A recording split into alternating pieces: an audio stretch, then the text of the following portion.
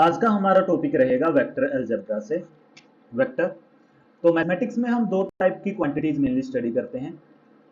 First type of quantities scalar quantities and second type of quantity जिनको हम बोलते हैं वेक्टर क्वांटिटी। अब जो स्केलर है, स्केलर ऐसी क्वांटिटी जिनमें ओनली मैग्नीट्यूड होगा, विच हैज ओनली मैग्नीट्यूड। ऐसी क्वांटिटी जिसमें ओनली मैग्नीट्यूड है उसको हम बोलते हैं स्केलर क्वांटिटीज। लेकिन ऐसी क्वांटिटीज जिनमें मैग्नीट्यूड होगा, which has magnitude as well as direction, जिसमें डायरेक्शन भी होगी, ऐसी क्वांटिटीज को हम बोलते हैं वेक्टर क्वांटिटी। तो वेक्टर को हम किस तरीके से डिफाइन कर सकते हैं? We can say A directed line segment. हम बोल सकते हैं ये एक डायरेक्टेड लाइन सेगमेंट है, क्योंकि जो लाइन सेगमेंट है अगर हम इसको थोड़ा सा और इलेबोरेट करें, फॉर एग्जांपल अगर हम एक लाइन सेगमेंट यूज करें from A to point B and हम इसको डायरेक्ट कर दें ए टू बी, तो जो ये एरो है ये डायरेक्शन शो कर रहा है ए टू बी। ठीक है, तो दिस रिप्रेजेंट्स वेक्टर। अब इसको हम रिप्रेजेंट करते हैं बाय वेक्टर ए। जो ए पॉइंट है इसको हम बोलते हैं this is the initial point of this vector, जहां से ये वेक्टर स्टार्ट हुआ है। एंड जो पॉइंट बी है इसको हम बोलते हैं terminal point of this vector. तो ये क्या होगा? टर्मिनल पॉइंट होगा इस वेक्टर का। अगर हम वेक्टर को डायरेक्ट रिप्रेजेंट करें, इसको स्मॉल लेटर से रिप्रेजेंट करते हैं। ओके, अगर हम इनिशियल एंड टर्मिनल पॉइंट के अकॉर्डिंग इसको डिनोट करेंगे तो हम इसको राइट डाउन करेंगे vector A be with arrow on the top. और जो यहाँ पे फर्स्ट पॉइंट होगा ये होगा हमारे पास इनिशियल पॉइंट, लास्ट पॉइंट होगा ये होगा हमारे पास टर्मिनल पॉइंट, जहां पे ये एंड होगा। ओके, तो ये है हमारे पास वेक्टर अलजेब्रा। तो नेक्स्ट हम डिस्कस करते हैं ऑन टाइप ऑफ वेक्टर्स। तो टाइप ऑफ वेक्टर अगर हम डिस्कस करें तो सबसे पहले जो हमारे पास फर्स्ट टाइप ऑफ वेक्टर आती है दैट इज नल वेक्टर, और वी से it zero vector. Zero vector या फिर नल वेक्टर। अब इसके नेम से ही हमें पता लग रहा है एक ऐसा वेक्टर जिसका मैग्नीट्यूड जीरो होगा। मान लो हमारे पास एक वेक्टर ए है एंड इट इज गिवन के जो वेक्टर ए है इसका मैग्नीट्यूड जीरो है, तो ये क्या होगा हमारे पास? जीरो वेक्टर या नल वेक्टर। अब जीरो वेक्टर को हम राइट डाउन कैसे करेंगे? This is zero I cap, zero J cap plus zero के कैप, मतलब ईच वेक्टर कॉम्पोनेंट इसका हमारे पास क्या होगा? जीरो होगा। तो डिफाइन कैसे करेंगे? एक ऐसा vector, any vector of magnitude zero. Zero vector को हम कैसे राइट डाउन करेंगे? Any vector with magnitude zero, एक ऐसा वेक्टर जिसका मैग्नीट्यूड जीरो होगा, उसको हम जीरो वेक्टर से डिनोट करेंगे। ओके, तो यहां से हम राइट डाउन कर सकते हैं magnitude of vector A B अगर जीरो है तो A B vector is zero vector. अब जो जीरो वेक्टर है इसकी डायरेक्शन डिफाइंड नहीं होती, यहां पे ध्यान रखना है। Direction of zero vector, direction of zero vector is undefined.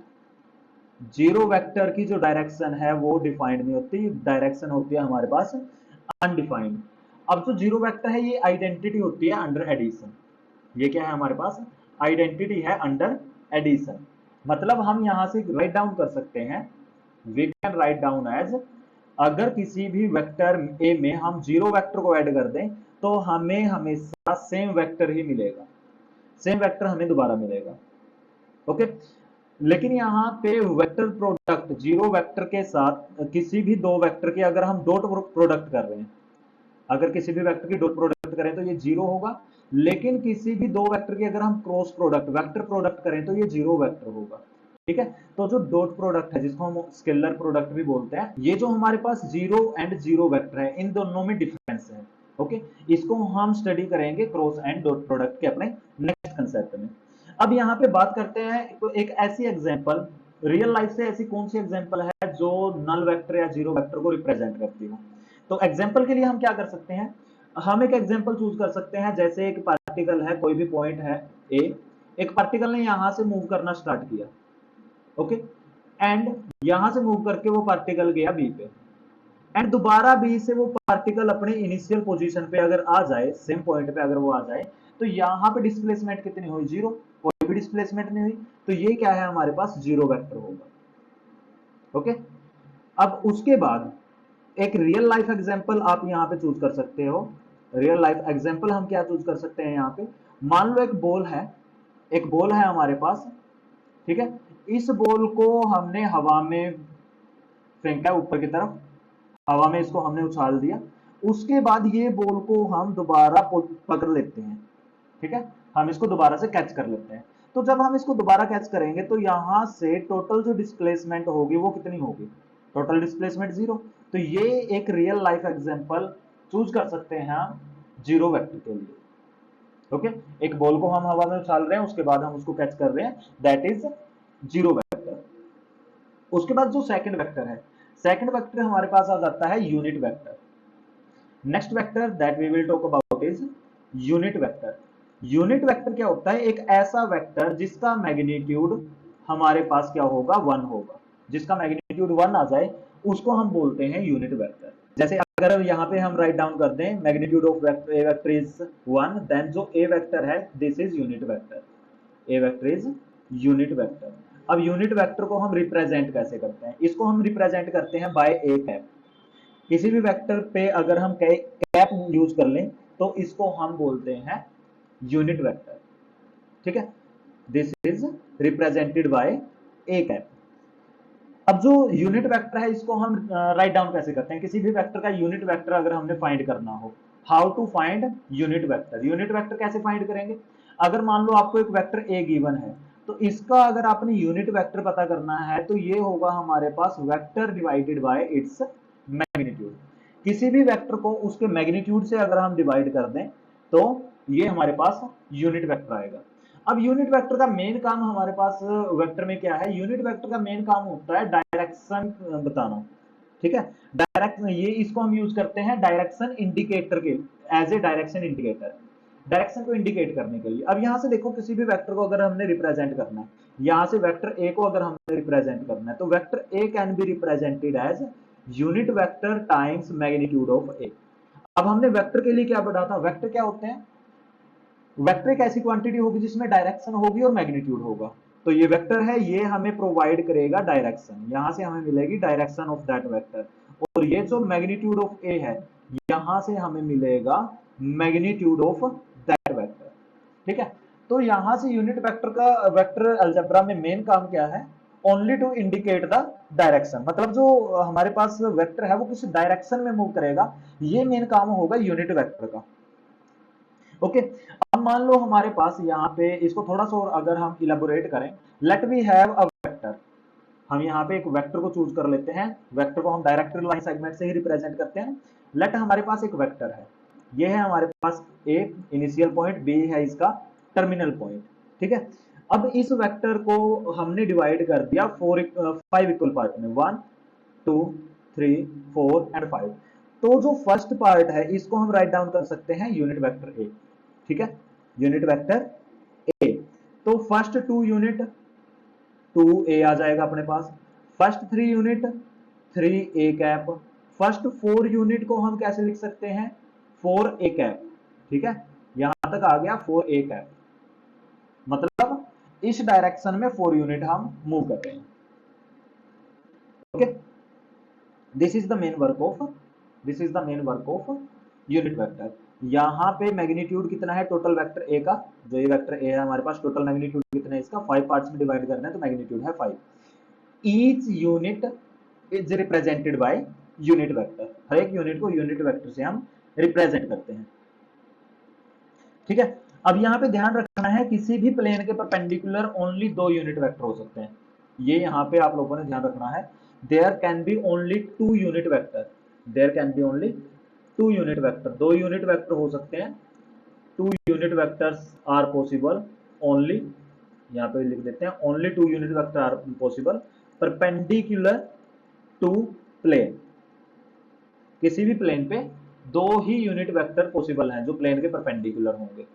उसके बाद लाइन के परपेंडिकुलर अगर बात आ जाए, प्लेन की जगह पे लाइन की बात आ जाए, लाइन के परपेंडिकुलर कितने यूनिट वेक्टर हो सकते हैं, there can be infinitely many, infinite unit vector हो सकते हैं किसी भी लाइन के परपेंडिकुलर। ओके, इसके बाद नेक्स्ट टाइप आ जाती है हमारे पास free and localised vector. Next type that we have is free and localised vector. सबसे पहले बात करते हैं फ्री वेक्टर की। फ्री वेक्टर कौन से वेक्टर होते हैं? फ्री वेक्टर ऐसे वेक्टर होते हैं जिनको हम स्पेस में कहीं पे भी शिफ्ट कर दें, लेकिन उनका मैग्नीट्यूड और डायरेक्शन सेम रहे। मतलब हमारे पास मान लें एक वेक्टर ए है, दूसरा वेक्टर है यहाँ पे कोई वेक्टर बी। अब अगर हम बी को यहां से शिफ्ट कर दें इन सच अ वे, हमने बी को यहां से शिफ्ट कर दिया और बी को हम यहां पे ले आए, इस तरीके से हमने बी को शिफ्ट किया है, इस तरीके से कि इसको हमने स्पेस में शिफ्ट कर दिया, इसका मैग्नीट्यूड सेम रहे, जितना मैग्नीट्यूड बी का यहाँ पे था सेम मैग्नीट्यूड बी का यहाँ पे रहेगा, इसका मैग्नीट्यूड सेम रहे, इसकी डायरेक्शन सेम रहे, और ये सेम फिजिकल इफेक्ट दे, इसका जो फिजिकल इफेक्ट है वो भी हमारे पास सेम रहे, तो इसको हम बोलते हैं फ्री वेक्टर। इसको हम बोल लेंगे फ्री वेक्टर। फ्री वेक्टर का मेन काम क्या होता है? अब मान लो आपको दो वेक्टर दे दिए जाए, जैसे हमने यहाँ पे चूज किया, हमारे पास दो वेक्टर हैं, vector A and vector B, हमने एंगल फाइंड करना है between vector A and vector B. तो हम कैसे करेंगे? हम इस फ्री वेक्टर बी को इस तरीके से शिफ्ट कर देंगे कि ये ए को मीट करे। अब यहां से हम एंगल फाइंड कर सकते हैं, we can find the angle. ध्यान रखना बेटा, जो यहाँ पे एंगल होगा, angle A and B vector के बिटवीन नहीं बनता, it is the angle outside. Okay, तो ये हमारे पास एंगल क्या आएगा? अल्फा आएगा। ए एंड बी के बिटवीन जो एंगल अल्फा है ये हमारे पास आउटसाइड दिस आएगा, ठीक है, एक्सटीरियर में। अब अगर किसी वेक्टर में ये प्रॉपर्टीज नहीं है, मतलब हम उसको शिफ्ट करें और उसके डायरेक्शन सेम रहे, उसका मैग्नीट्यूड सेम रहे, सेम फिजिकल इफेक्ट वो प्रोवाइड करे, तो उसको हम बोल लेंगे लोकलाइज्ड वेक्टर। ऐसे वेक्टर को हम बोल लेंगे localised vector, they are known as localised vector. या फिर इसको आप सिंपल वर्ड्स में कैसे समझ सकते हैं? फ्री वेक्टर एक ऐसा वेक्टर होगा जिसका इनिशियल पॉइंट कहीं पे भी हो सकता है, ठीक है, जिसका इनिशियल कहीं पे भी हो सकता है, इनिशियल पॉइंट पे कोई रेस्ट्रिक्शन नहीं है, where is the initial point. Okay, लेकिन लोकलाइज्ड वेक्टर में क्या रहेगा? लोकलाइज्ड वेक्टर में रेस्ट्रिक्शन रहेगी कि इनिशियल पॉइंट कहां पे होगा। ओके, तो ये है हमारे पास mainly free and localised vector. उसके बाद आ जाता है हमारे पास पोजीशन वेक्टर।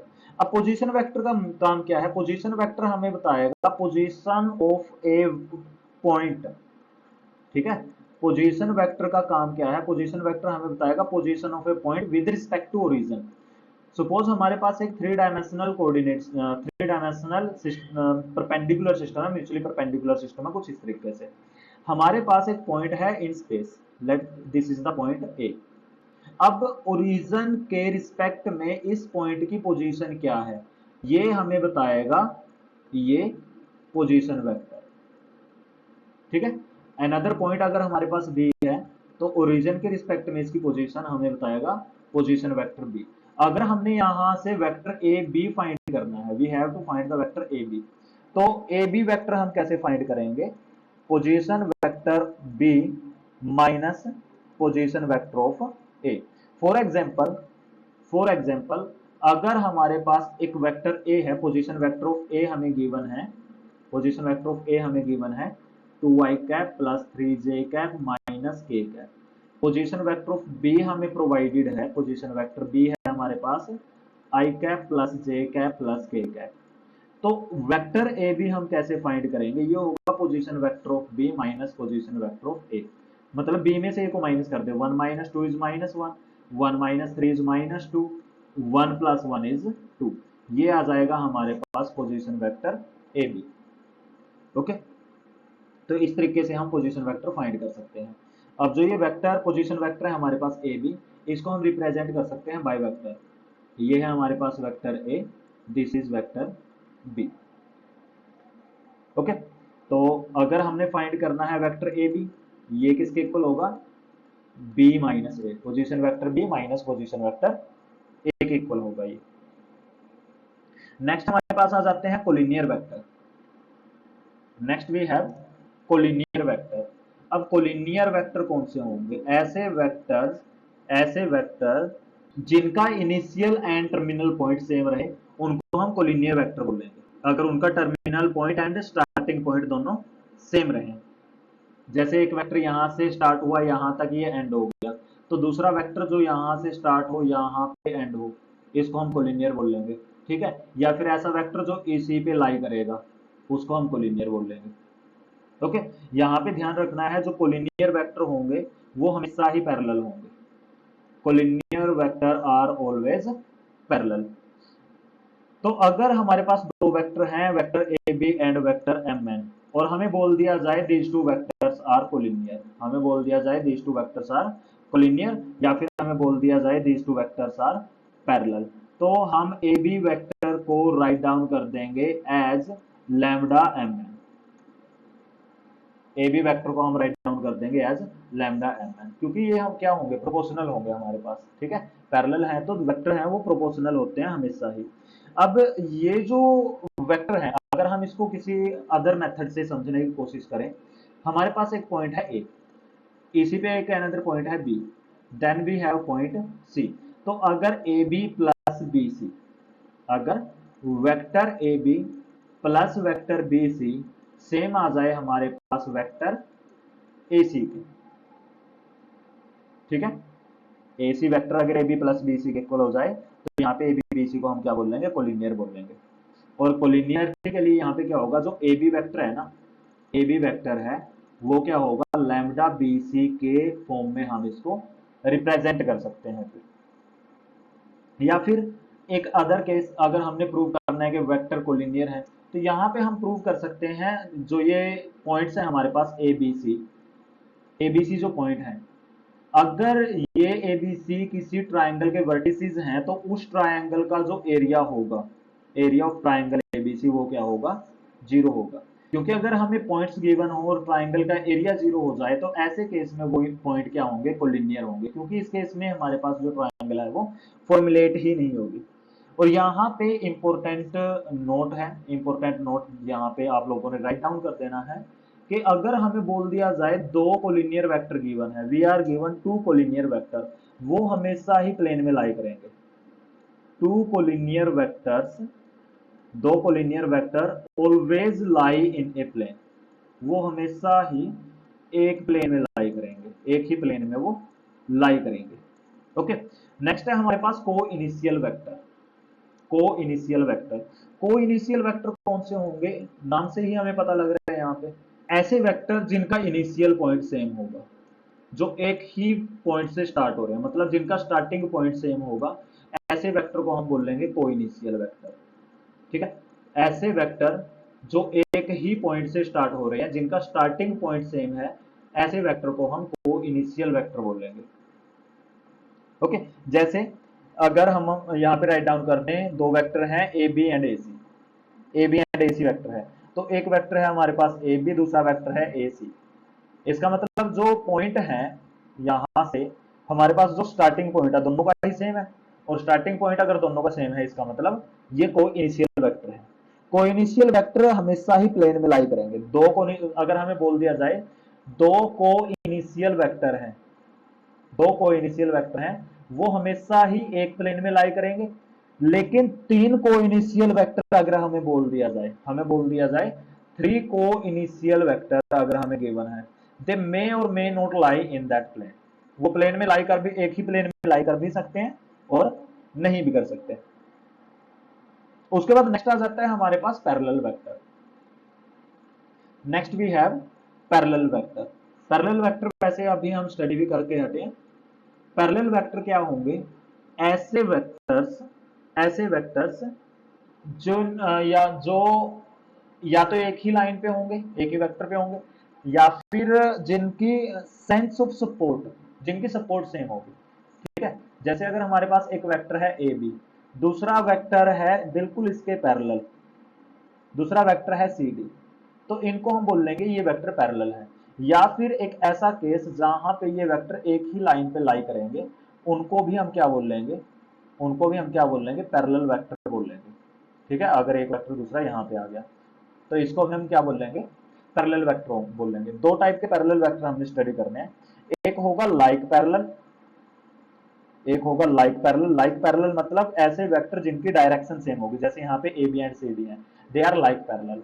दूसरा होगा हमारे पास अनलाइक पैरेलल, दूसरा हमारे पास होगा अनलाइक पैरेलल। अनलाइक पैरेलल मतलब ऐसे वेक्टर जो अनलाइक होंगे। अनलाइक मतलब ऐसे वेक्टर, अनलाइक वेक्टर उन वेक्टर को बोलते हैं हम जिनकी डायरेक्शन अपोजिट होगी। जैसे एक वेक्टर है हमारे पास ए बी, दूसरा वेक्टर है हमारे पास सी डी। जो फर्स्ट वेक्टर है इसकी डायरेक्शन है हमारे पास ए टू बी, फर्स्ट वेक्टर है इसकी डायरेक्शन है हमारे पास ए टू बी, दूसरे वेक्टर की डायरेक्शन है डी टू सी। तो ये अपोजिट डायरेक्शन में मूव कर रहे हैं, अपोजिट डायरेक्शन में मूव कर रहे हैं, इसका मतलब ये अनलाइक पैरेलल है। ठीक है, ऐसे वेक्टर जिनकी डायरेक्शन अपोजिट होगी उनको हम बोलते हैं अनलाइक पैरेलल वेक्टर्स।